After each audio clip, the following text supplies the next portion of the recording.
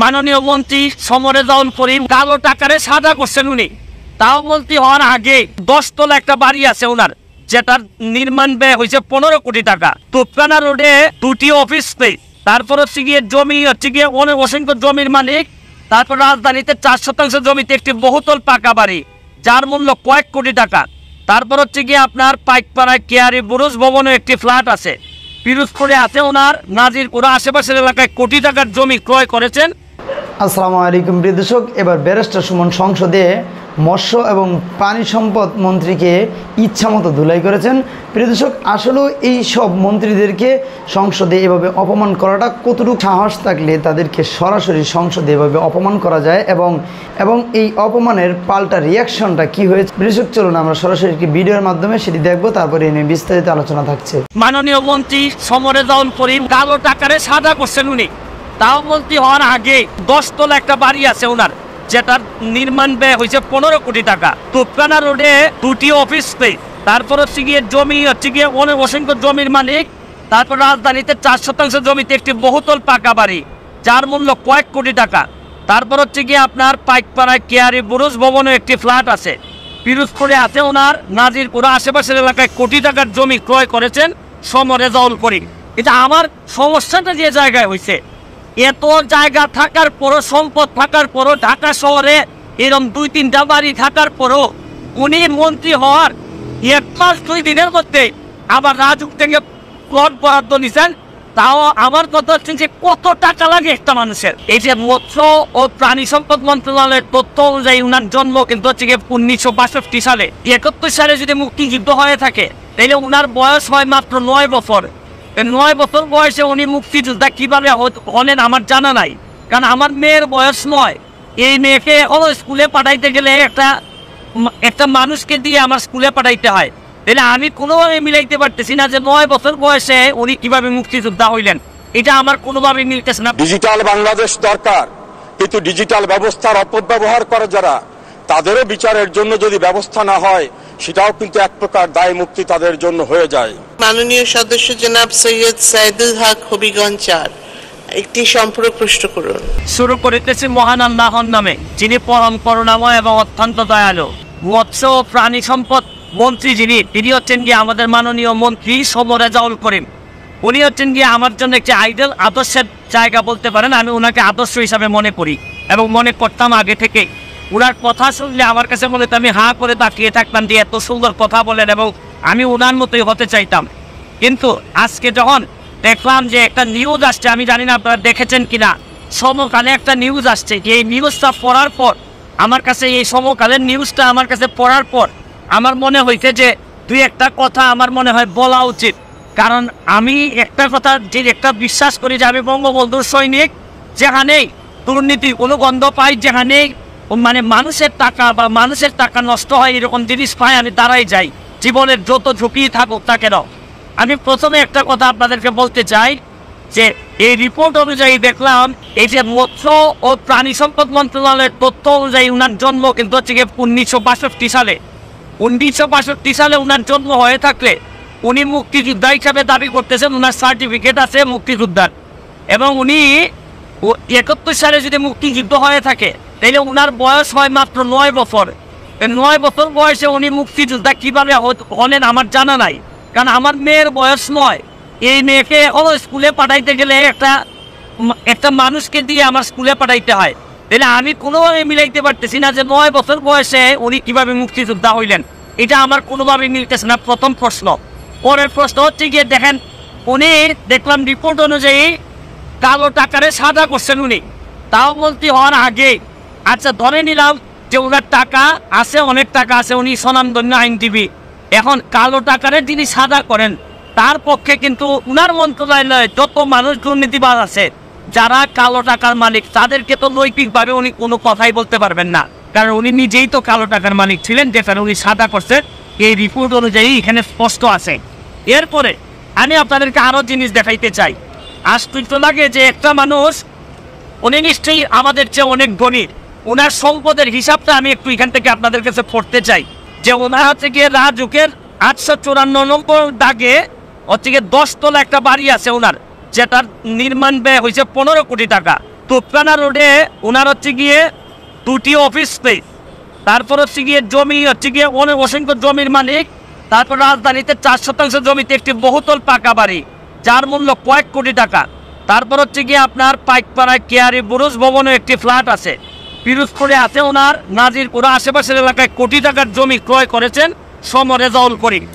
আমার কথা হচ্ছে যে উনি হয়তো অনেক ধনী হইতে পারেন, ওনার এই জায়গা সম্পত্তি থাকতে পারে, এটা আমার সমস্যাটা যে জায়গায় হয়েছে, এত জায়গা থাকার পরও, সম্পদ থাকার পরও, ঢাকা শহরে এরকম 2-3টা বাড়ি থাকার পরও উনি মন্ত্রী হওয়ার 1 মাস 2 দিনের মধ্যে আবার রাজুক থেকে প্লট বরাদ্দ নিছেন। তাও আমার কথা হচ্ছে যে কত টাকা লাগে একটা মানুষের, কত টাকা হইলে মানে এটা তো হচ্ছে এই বরাদ্দ তো নিবে যারা হচ্ছে গিয়ে ধরেন হয়তো পেয়াইনি, উনি কিছু করেন নাই, কিন্তু এত জায়গা সম্পত্তি থাকার পরে একটা মানুষের আবার এই জায়গা নিতে হয়, এইটা আমার কাছে মনে হয়েছে যে এটা কঠিন বাস্তবতা। আমি এই রিপোর্টটা এখনো বিশ্বাস করতে চাই না, কারণ উনি এখনো আমার আইডল। আমি মনে করি উনার যেভাবে উনি কথা বলেন আমি এখনো বিশ্বাস করতে চাই। আমি বিশ্বাস করি উনি এই সমকালে যতগুলা লেখা আসছে এইটার একটা প্রতিবাদ দিবেন অথবা এদের বিরুদ্ধে মামলা করবেন যদি এই কথাগুলো সত্যি হয়ে না থাকে। আর যদি সত্যি হয়ে থাকে তাইলে আর বলার অপেক্ষা রাখে না যে আপনার মতো লোকরাও যদি এই ধরনের বিতর্কিত হন তাইলে বঙ্গবন্ধু কন্যা কাদেরকে দিয়ে দেশ চালাবেন? সব মানুষ যদি নষ্টের কাতারে চলে যায় তাহলে বঙ্গবন্ধু কন্যা কাদেরকে দিয়ে দেশ চালাবেন? এত কষ্ট করেন উনি, দিনে রাতে জীবনের ঝুঁকি নিয়ে বাংলাদেশটার সামনের দিকে এগিয়ে নিয়ে যাচ্ছেন। আর আমাদের মতো লোকগুলা যদি এইভাবে আমরা বিতর্কিত হয়ে যাই, আমাদের যদি এত সম্পদ দরকার হয় তাহলে পুরোভাবে বঙ্গবন্ধু সীমারভাবে আমরা পৌঁছাইতে পারবো না। আমি এখনো বিশ্বাস করি যে উনি প্রতিবাদ দিয়ে মামলা করবেন যদি এগুলো সত্য হয়ে না থাকে। আর বিশেষ করে মুক্তিযোদ্ধার বিষয়টা উনি যদি প্রকৃত অর্থে হয় উনি মুক্তিযোদ্ধা হিসেবে সঠিক কিনা উনি প্রমাণ করবেন, নাইলে ওনার জন্মসাল ঠিক কিনা এটা ওনাকেই প্রমাণ করতে হবে।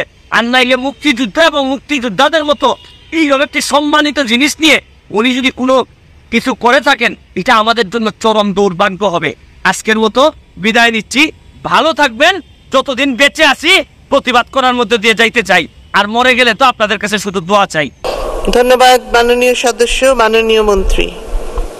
মাননীয় স্পিকার, আপনাকে ধন্যবাদ এবং বিশেষভাবে আপনাকে অভিনন্দন যে এই মহান জাতীয় সংসদে আপনি 4 বার স্পিকারের দায়িত্ব পালন করে আপনার প্রজ্ঞা, আপনার যোগ্যতা, আপনার ধীশক্তি এবং অনন্য অসাধারণ দায়িত্ব পালনের মধ্য থেকে জাতীয় সংসদকে সকলের কাছে গ্রহণযোগ্য গণতান্ত্রিক চর্চার প্রতিষ্ঠানে পরিণত করেছেন। আমি আমার কথা বলার শুরুতেই গভীর শ্রদ্ধার সঙ্গে স্মরণ করছি আমাদের জাতির ইতিহাসের শ্রেষ্ঠ সন্তান, আমাদের মহান শিক্ষক, স্বাধীন বাংলাদেশের স্থপতি, জাতির পিতা বঙ্গবন্ধু শেখ মুজিবুর রহমানকে, এবং একই সঙ্গে মহান মুক্তিযুদ্ধের 30 লক্ষ শহীদ, সম্ভ্রম হারানো 2 লক্ষ মা বোন, 1975 সনের 15 আগস্ট ঘাতকের নির্মম বুলেটে আত্মাহুতি দানকারী বঙ্গমাতা বেগম ফজিলাতুন্নেসা মুজিব সহ সকল শহীদদেরকে। এবারে নির্বাচনটা ছিল একটি কঠিন অবস্থা, কিছুটা দানবীয় শক্তির সঙ্গে যুদ্ধ করতে হয়েছে, তবে সাধারণ মানুষের ভালোবাসায় আমি নির্বাচিত হয়ে আসার সুযোগ পেয়েছি। সেজন্য আমার গভীর কৃতজ্ঞতা আমার নির্বাচনী এলাকার সকল মানুষের কাছে। মাননীয় প্রধানমন্ত্রী শেখ হাসিনার নেতৃত্বে যদি গণতান্ত্রিক প্রক্রিয়াকে সুসংহত করার জন্য নির্বাচন অনুষ্ঠিত না হতো তাহলে বাংলাদেশের সাংবিধানিক শূন্যতা দেখা দিত। বাংলাদেশ আজ বিশ্বের কাছে উন্নয়নের রোল মডেল।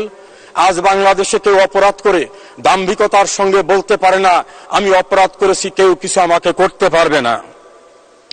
আমার বিশ্বাস এই ধারাকে অব্যাহত রাখতে বাংলাদেশের মানুষের আশা আকাঙ্ক্ষার একমাত্র আশ্রয়স্থল শেখ হাসিনা। তিনি যতদিন বেঁচে আছেন আমরা কামনা করি তিনি শতায়ু হবেন। মাননীয় স্বরাষ্ট্রমন্ত্রী এখানে আছেন, আমি বলবো আমরা ডিজিটাল বাংলাদেশ কায়েম করেছি, কিন্তু ডিজিটাল ব্যবস্থার অপব্যবহারের ভয়ঙ্কর ক্ষতিগ্রস্ত যারা তাদেরও বিচার পাওয়ার অধিকার আছে। আমি একটি মামলায় মাননীয় স্বরাষ্ট্রমন্ত্রীর কাছে বারবার গিয়েছি, পুলিশের সংশ্লিষ্ট কর্তৃপক্ষের কাছে গিয়েছি, আসামিরা স্বীকারোক্তি করার মামলায় 3 বছরে চার্জশিট দেওয়া হয় না।